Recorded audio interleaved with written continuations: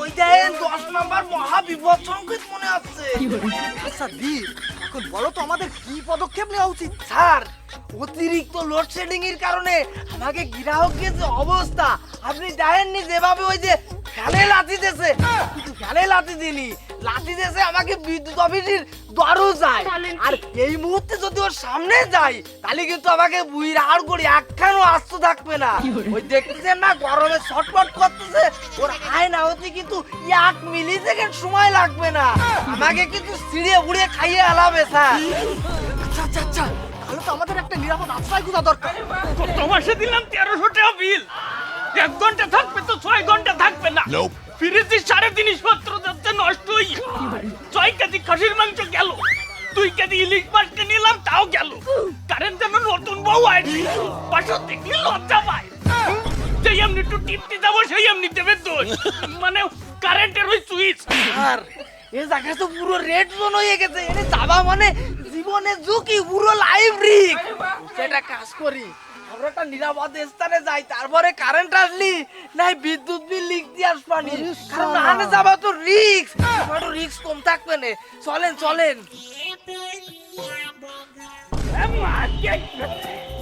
এই সামনে এই এই তোরা কারা রে? মানুষ গরমে বাঁচতেছে না গরমের জ্বালায় ওট ফিরে ঘুরে বেড়াচ্ছিস। এই এদিকে আইদি। এই কারা রে তোরা? ইয়ে মানে কাকু, আমি মতিন, আর ইনি আমার স্যার মিস্টার যতীন। এই সত্যি রে কাদি তোরা কারা? তোরকে কিরাম সিনা সিনা দেখতেছে? এলাকায় আরো 2-3 বার দেইছি। তা দেখতে পারো কাকু, আমরা তো ফিরাই আসি ওই যে ওই আমরা তো ওই ভাইরাস কিনি, শিশুগুলির ওই যে ভাইরাস আছে না, ওইটা ওই যে ভ্যানে যারা আসে ওরা আসে আমাকে কর্মচারী, আমাকে অফিসে ওই ডালগুলো দেয়, আর আমরা তো উচ্চ পদস্থ কর্মী, মানে ওই অফিসের মালিক, আমরা পিক আপে আসি, ওরা তো ভ্যানে আসে।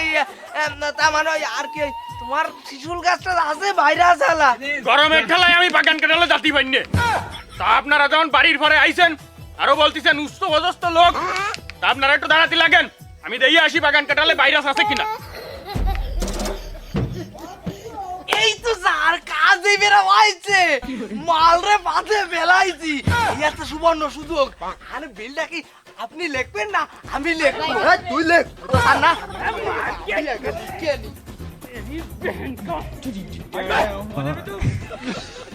এই ছামড়া এই এক পাও বাড়াইস নি, চুপ করে দাঁড়া।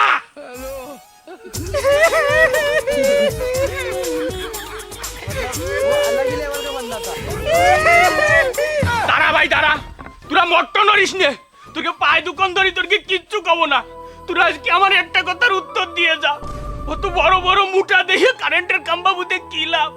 বর্তমানে তোর টাইমিং তো খুব কম।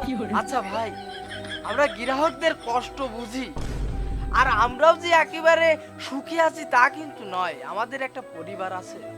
এমনকি আমার স্ত্রী 6 মাসের প্রেগনেন্ট, আর একটা অন্তঃসত্ত্বা মহিলার এই গরমে কি অবস্থা হয় আপনাকে আলাদা করে বোঝানোর কিছু নেই। আর বিদ্যুৎ যদি উৎপাদনই না হয় তাহলে আপনাদের বিদ্যুৎ দেবো কিভাবে?